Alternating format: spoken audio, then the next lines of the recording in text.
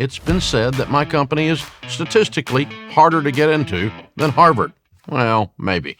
A big reason for that is our interview process. It's difficult, it's meticulous, and that's because we are ruthless when it comes to building a healthy team and protecting our culture. Today, John Felkins from EntreLeadership is sitting down with our head of HR. They're talking about 3 key parts of our hiring process that will sound weird at first, but they're critical to making really good hires. Plus, these are processes that would be really easy to replicate in virtually any business out there. But before I kick it over to them, do yourself a favor and subscribe to this channel so you can keep getting game-changing content like this. Hey everybody, I'm here with Armando Lopez. And Armando, you lead all of HR for Ramsey, isn't that right? That's correct. You've got your fingers in all of the hiring stuff too, and really have helped develop our approach to hiring. And I'd love to talk about that today. Excellent. What would you say our approach to hiring is? Hire the right people. Hire the right people. Yeah, I mean, that's the single, everybody will tell you that, right? Yeah. So you want to hire the right quantity of people for the growth that you're forecasting, and you want the right quality of people so that you don't have people issues down the road.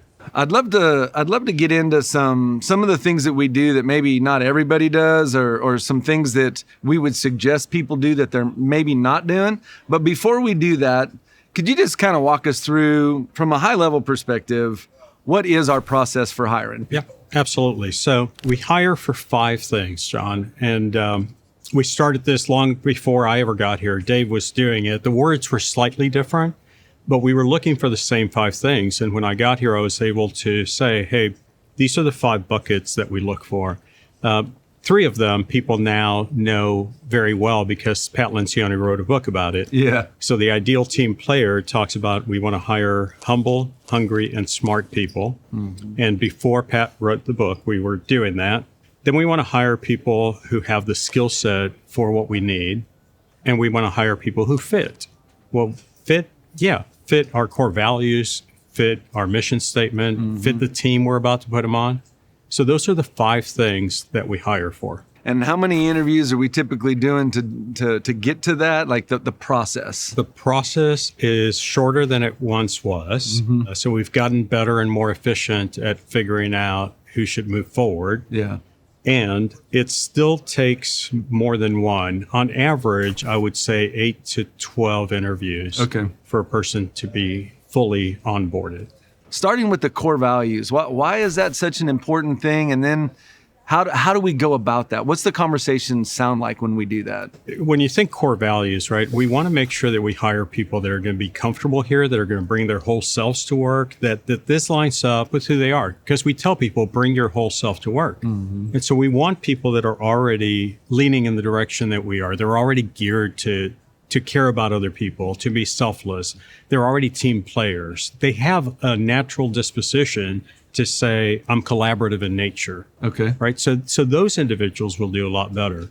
And so to be able to let people select in and select out by knowing what our core values are, by being able to talk about them early and often, it gives people the opportunity to say, you know what? This sounds like someplace I would do extremely well in. I'm wired this way already. And so it makes it go a lot faster. Yeah. So I want to press in a little bit on that, because when you say we let them know what our values are, like, I'm a hiring leader here at the company, and we have a guide that we use, and there's some very specific things we say to convey our values, and even talking about the company and things that we hit on. Talk a little bit about how we go about that. Sure. So when you think about in the past, right, when we hired people, most people knew who we were. And so they applied here on their own, and they already knew something about Dave Ramsey from the radio show. They knew something about Ramsey Solutions. They had either taken Financial Peace University or participated in Entre. Like, they knew something about the company. Yeah. But we reach out to a lot of people today that don't know much about the company. And so we want to be very intentional that they understand who we are.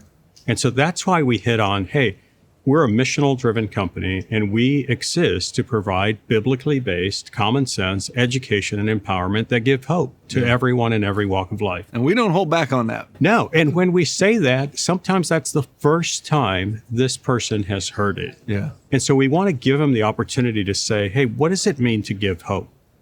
What does it mean that it's common sense? Yeah. When you say education, what do you mean by that? When we say biblical principles, what does that mean? So we want to give people the opportunity to be able to understand who we are as a company. Most places they apply are immediately rolling into the interview, are you good enough for us, right? So most places you apply in your first interview, they're wanting to know if you have the skill set, if you have the availability, if you're able to do the job they're hiring you for. And really, they don't spend a lot of time talking about the culture fit of that individual into that company. But some companies don't even know what their core values are, right? And they don't talk about that. Right. They talk about the individual as an individual that is a cog in a wheel. They're going to perform this function for 8 hours a day and they leave and that's it. We talk about bringing your entire self to work. And we talk about you're going to be a part of something. We're extremely relational as a company. We're extremely collaborative as a company. We're a work from work employer because we believe that there is something that happens here, being here 8 hours a day, 5 days a week, that cannot happen any other way. You don't build trust over a screen. And so for our team to be able to trust each other, and we often say we move at the speed of trust. Yep. For our team to be able to trust each other, they have to have communication. They have to break bread together. They have to see each other in the hallway. They have to be able to walk by each other and go, are you okay? You don't look like you're having a good day today. Or, man, you're extremely happy. Yeah. Oh, yeah, let me tell you what happened at home, right? So all of those things are what make our culture unique. Very different. I see sometimes the surprise in people's eyes when I start asking those questions in interviews. Let's talk a bit about comp. Of course, we're a finance-oriented company, right? We're helping people get out of debt.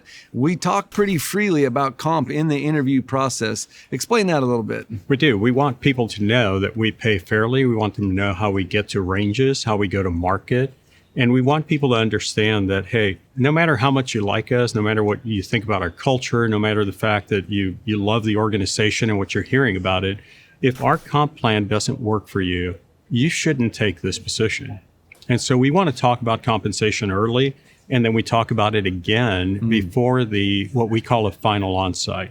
So before somebody comes in for their final round of interviews, we let them know there's going to be a specific phone call to talk about compensation, and where at the beginning they received a range. Right. Now in this phone call, we've narrowed that range down because we know what their skill sets are. Yeah. We know what they're bringing to the table. We know how they scored if there's assessments involved. So we know that you're going to be somewhere between this range, and it is very narrow, within a couple of $1,000. Yeah. If that doesn't work, we don't want them to come for the final onsite, right? We say you've got to be 95% certain that if we extended an offer within that range that you would accept. And we've got to be 95% sure that we want you to be here. And so we want to make sure those things are happening. Yeah, we're pretty upfront about it, which I love. You know, cuts down on the surprises. Absolutely. Now, you mentioned the final on-site aspect of that, and there's a lot that goes into that. But my favorite part is the part that involves food. Of course, yeah. We have this thing we call a spousal dinner. Yep. Now, that's very, very different. Talk about that, what it is, why we do it, and where that came from. Yeah, John, that's been around since early, right? Sharon, Dave's wife, would get to sit in and listen to that final interview. And really was more of a meet and greet and breaking bread. You're about to spend a lot of time with this individual.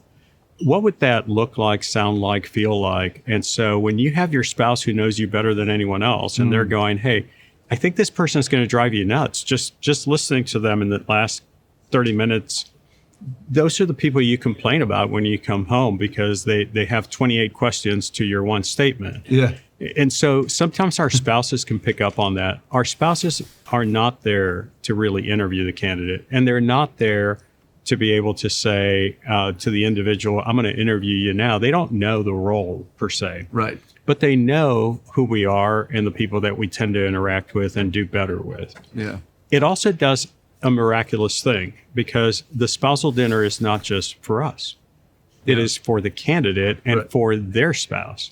So things that we have said along the interview, that candidate is able to ask our spouse, hey, so how often does John bring work home over the weekends? How often are there events that include spouses or kids? How often does this kind of thing happen, right? They get to hear confirmation of what we've told them all along the interview process. Yeah. Now, I don't know about you, John, but I can never predict the questions that my wife would ask. I can never predict if I were interviewing for this job, Right. before I came in for the interview, she would probably say, make sure you ask about this, this, and this. And chances are I'm going to forget that.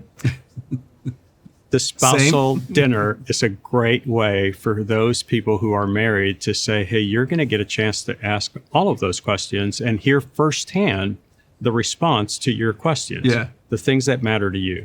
And that I think what I've witnessed in doing that is that spouse leaves that conversation way more bought in because they've gotten to directly ask the questions that are on their heart and they've heard answers. That's right. And they've heard the answers from the person firsthand, not interpreted by what their husband or wife is telling them, right? So they're hearing it firsthand, which sometimes leads to a follow-up question. Well, did you remember to ask him about that? Well, no, I didn't think about that. Yeah.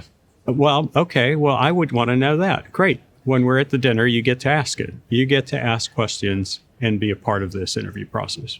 One question that I always have my spouse ask is, I'll have her ask the spouse of the candidate, what is your understanding of the role that they're applying for? And we do that because it shows us how much they've communicated about it and what they understand. And it's generated a lot of interesting conversations. So it's always a good time, and you can learn a lot. You can. And so not only do you know how excited the person is, have they actually talked to their spouse about this role and what's involved and what excites them about it? Yeah. You could take it that way if you wanted to. Hey, what's the most exciting part of that role that they're about to come in to join us? Yeah. And so they get a chance to weigh in on that too. Yeah, and if they just kind of look at you and like, oh, I don't know, then that kind of tells you maybe they're not as excited as you're hoping that they are. Well, right. Hey, thanks for sharing. Thanks for being here today. Hey, thanks Super for having helpful. me. Your people are your greatest asset and your greatest liability, which is why hiring well is so important and so freaking hard. But the only way to build a strong team with high morale and low turnover is to take more time to get clear. And that starts with processes like we've talked about today, making sure your candidate understands who you are. So if you want the complete list of the 12 components to look for in a good hire, check out the link in the show notes. That's all for today. Thanks for joining us. I'm Dave Ramsey, and this is EntreLeadership.